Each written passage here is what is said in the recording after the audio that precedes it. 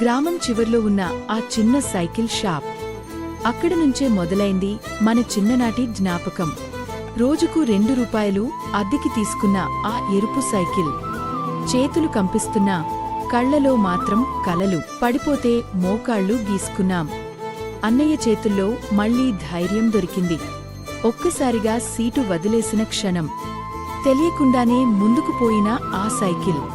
వెనుక నుంచి వినిపించిన ఆ గొంతు, చూడురా, నువ్వే నడుపుతున్నావ్.